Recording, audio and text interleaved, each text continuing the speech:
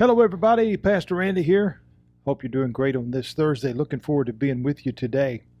One of the popular things today, we've been talking about the suppression of truth, the hatred of truth.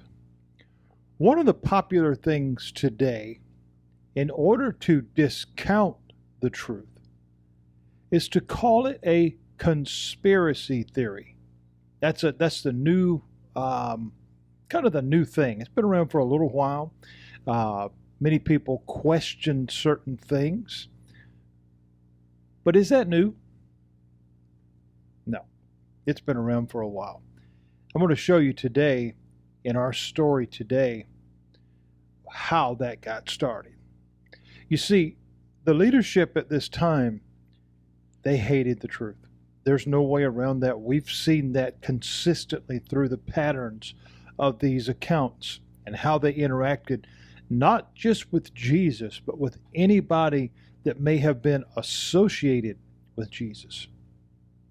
So we see, as we look at the account today, and we left off yesterday, I shared with you, they were so undone by this miracle, this giving of sight to the blind man, that they were so upset over the fact that he gave God the glory for this. They gave Jesus the glory for this. They were so upset over the fact that once again, someone is believing in the truth that Jesus is giving, because they understood the connotation of the sight, not just the literal, but the spiritual. And so did he. Even though it was brand new, he got it really quick when he began to see they were up to no good.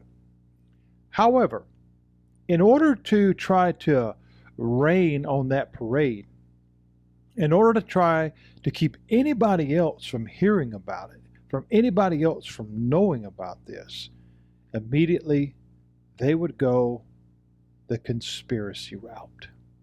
So you see, this is not new. This is not anything that hasn't been around for a long time. Because what the intent was is the person that was actually telling the truth, we need to try to make them look foolish, or we need to try to make them look discountable, that no one would believe them.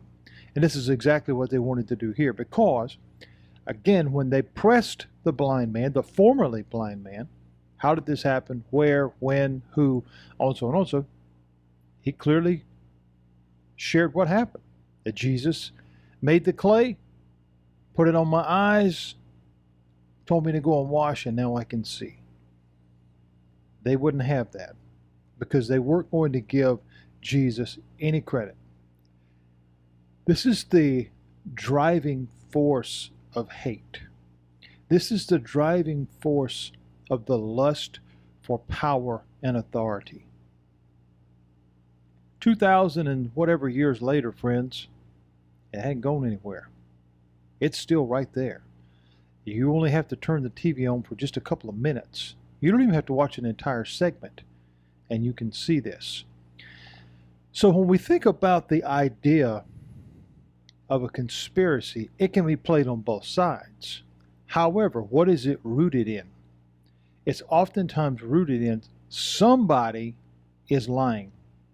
That's really what it comes down to. Somebody in the equation is not being honest.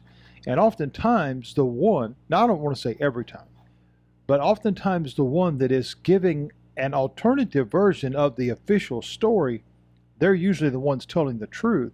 And the one with the official story that wants you to believe that, well, they're going to try to make the other guy look like he's crazy or that he's just made something up.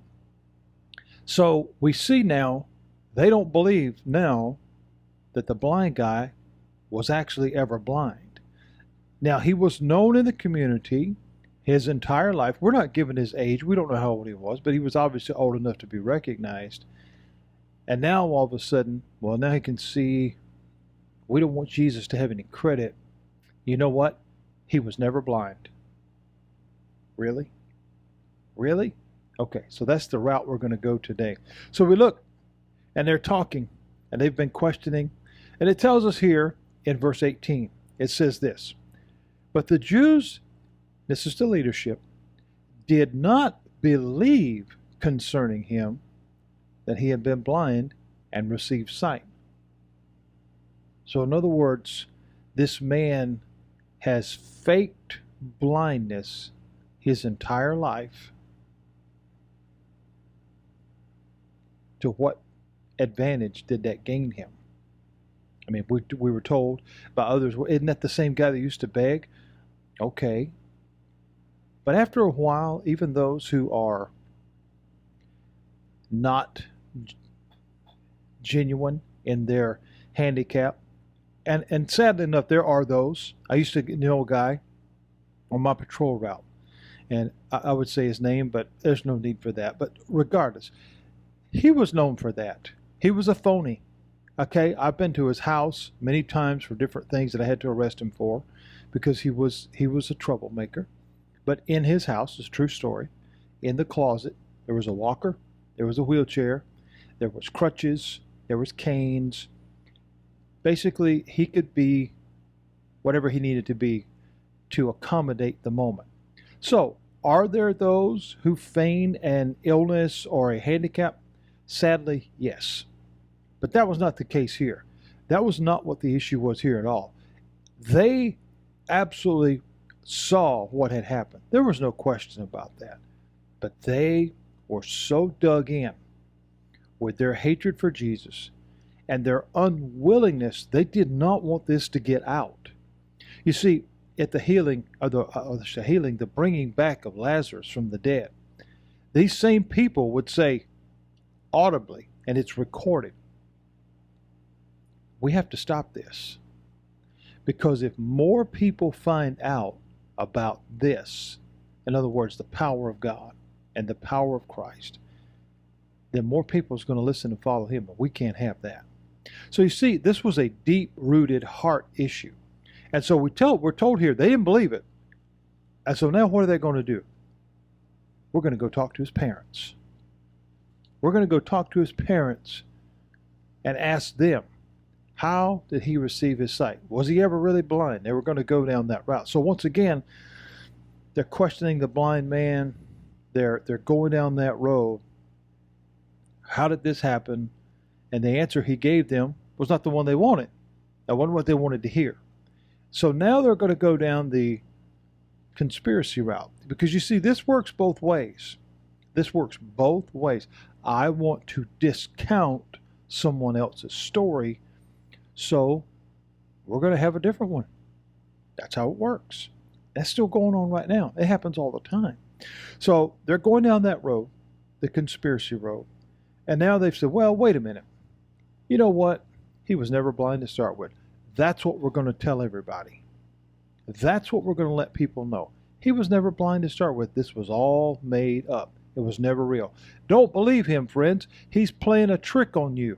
That was their goal. They wanted people to not believe that he had made up the whole thing. So they said, well, we'll go and ask his parents. So obviously, again, pointing to the fact this was a known person. We're not giving names. And again, we're not even talking about necessarily some notable person as far as a title or a rank or anything like that, but known in the community, a last name that was Mr. Smith or Mr. Brown or whatever, doesn't matter. So they said, we're going to go to his parents and see if he's lying or not, or if he's even their son. So they're really going to stretch this as far as that line of thought can go. And that's what they were trying to find out here in this verse 18. And they said they didn't believe him, that he was even blind. We're going to go ask his parents of him who had received his sight. And then they go to him in verse 19. And they asked him, saying, listen to this question now. Is this your son? So they are questioning even the heritage. They're even questioning the lineage, the parentage here. Is this guy even really your son? So they're really gonna put on the all the bells and whistles here. And then they say, who you say was blind, calling it into question. How then now does he see? So they've questioned everything about the guy. Why? It's to plant doubt. You see, we go back to creation. I want you to understand how all this ties together and where the root of it is. Jesus had already told them, you are just like your father, the devil. In other words, the one you're emulating, the one that you're following, Jesus says, follow me. The devil says, follow me. He says, that's the road you're going down.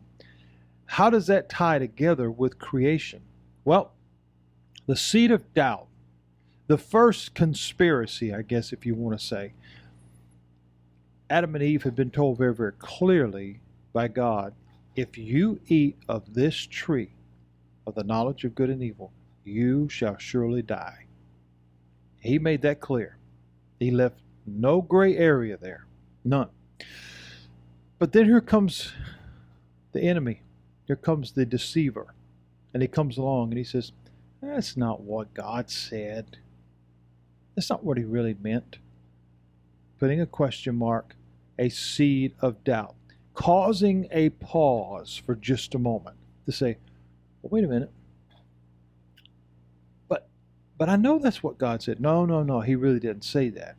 Causing that seed of doubt, causing that momentary lapse of reasoning that ended up with a mess that we still deal with right now. You see, friends, the enemy doesn't want the truth. The enemy hates the truth because the truth exposes him for what he is, a liar, a deceiver, a one that's up to no good, that doesn't want good for anyone, doesn't want anyone to be free, because he has allowed pride and arrogance and the unwillingness to listen to enslave him for eternity. And he wants as many to go with him as possible. Here, we see the same attitude and the same heart. Is this really your son? Was he ever really blind? But they knew. They knew. But they didn't want anybody else to know. So they wanted to plant as much doubt as possible. And that problem is still around. We're still seeing the back and forth. What's true, what's not true, who said this, who did that. That is why it is so important. And that's why I continue to teach and preach the way that I do.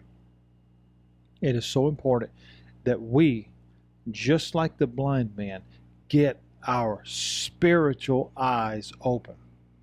You may be as blind as Ray Charles, but if your spiritual eyes are open, then you begin to see and even hear with your heart. You'll know without a question what's real and what's not, who's true and who's not. It will just stand out. So the leadership, the ones in charge, the ones that were adamant they were going to get Jesus, they were leaving no stone unturned, because they wanted to seem in the public's eye that they were still in charge, that they hadn't lost their grip at all, and that they were still trustworthy, because they were rooting out all these bad people that were telling you the opposite of what they were saying. I saw a thing the other day. It was a picture of two different eras in presidencies or whatever, and I'm going to get into names. But the one said, trust the government. The other one said, we put our trust in God. There's a big difference. Psalm 118 and verse 8, better to have confidence in God than confidence in man. Because one's going to let you down and one's not. Ronald Reagan famously said the 7 most dangerous words, I think it's 7, maybe 9, whatever, I don't want to count, in the English language are, hello, I'm from the government and I'm here to help you. There's some comedy in that, but there's probably a lot of truth too. Here is an example of that. We're here to make sure you know what we know, and that you only think what we want you to think. We don't want you to think for yourself. Because he's calling into question people. Is that really your son? Did you really have him? Did you really, was he born of you? And you're telling people he's blind. He's telling people he's blind, but is he really blind? You see how that's working? It's mind games, friends. That's how all this plays out. And so this persistence, this drive, because they so hated Jesus. They so hated this truth that he represented. They refused to believe anything that he said or that he did. And so they've gone to the parents and we're going to interrogate them. Basically, that's what they're saying here. And their persistence, this same drive that they had toward unbelief, is still fueling so much today in this world of selfishness. In other words, it's got to be my way, or I won't accept it. If you don't believe what I believe, then I can't talk to you, or we can't be friends, or you're bad. Many today are taking that road. They're on television every day telling you how awful you are if you don't agree with what you're hearing on TV, or if you don't go do what they tell you to go do. And go back here, start in chapter 1 of John, and read to where we are here in chapter 9, and you'll just see it. It's history repeating itself. It's the abuse of power, the abuse of authority, and the displacement of one's heart. They're not where they need to be. They're leading themselves, and they're going by self and arrogance and pride. And it's just like Jesus told them, you are of your father the devil. Again, making sure what we understand that means. We're not talking about, the pictures that we get on TV of the horns and the tail and the pit. No, he's talking about the absence, the denial of good, the embracing of evil, the desire for power and lust at such a level, willing to go anywhere to get it and do anything to maintain it. And this is where they were. They wanted to absolutely oppress and sequester the truth, get it out of the way, because we don't want people to know. Problem then, problem now. So the parents, obviously they answered him, and they said unto him, we know that this is our son. There's no doubt about that. We know who he is. We know this is our son. Well, why would we deny that? Again, that seed of doubt. But it was also a moment of trying to strike fear, because here are these great authority figures, and they're calling into question personal, intimate parts of your life that should never be questioned. But yet still, that was the intimidation factor. I'm going to get inside your head and make sure you go along with what I tell you. Does that sound familiar? Okay, so it says, the parents said, we know that this is our son, and he was born blind. Well, they didn't want to hear that. They didn't like that at all, because, they're not going to be on our side. They're not going to go along with what we want. But that's important to understand, that they stood their ground. They said, wait a minute. No, of course this is our son. And yes, he's never been able to see. And then they follow it up and they say, but how he can see now, we don't know. They were being honest. They weren't there. They were only going by what they were told by him. And so they said, we don't know. And we don't know who opened his eyes. They weren't there. We don't know. They were being honest. But then they said this, he is of age. Ask him, and he shall speak for himself. In other words, if you really want to know, if you're really going down this road, if you are truly pursuant of an answer, ask the one who knows. Oftentimes over the years, if someone has come to me in counsel or for a complaint or whatever, and especially if it's against someone else, and they say, well, I want to talk to you about so-and-so, my first question generally back is, have you talked to them? Because if you haven't talked to them and aired your grievance or whatever the case, then this is most likely gossip, and I don't really want to hear it. Here, the parents again, like the blind man or the formerly blind man, they saw these guys are up to no good. Because number one, it's insulting that you're going to even question our lineage here, that we're even his parents, or question the fact that he's had this disability for his entire life. So what's your angle? Where are you headed with this? So if you really want to know what's going on, you go talk to him. Well, they'd already done that, and they didn't get the answer they wanted there either. Because see, when one is grounded in the fact, when one is grounded in what they know, and I love that word know, that story doesn't change. Listen to some today. They give interviews every day, but they're never the same. They always change. They always have a little bit of difference here and a little bit of difference there. And you call them on that, they get all huffy, and then they call you a conspiracist. You see, this, when we go back here and listen to this, we understand where that started. It is the absolute hatred of the truth, because that truth is going to expose something. I'll be the first to tell you, most of us have things that we'd rather people not know. Okay, it's embarrassing or whatever, it doesn't matter. Anything that's going to expose that, you generally don't want that brought up. I understand that. Everybody's got that. However, when the purpose behind that suppression, or the purpose behind that deceit is to hurt someone, or to keep that power going, and the unwillingness to budge on that, that's when it becomes dangerous. Here, we have to understand Jesus has already exposed their heart. Their desire is to justify, and there's the word, their desire is to justify their desire to kill him. We got to understand that. We can't get away from that. This is not about the removal of someone that they didn't like, meaning we're going to keep being so hard on you, you'll just move away.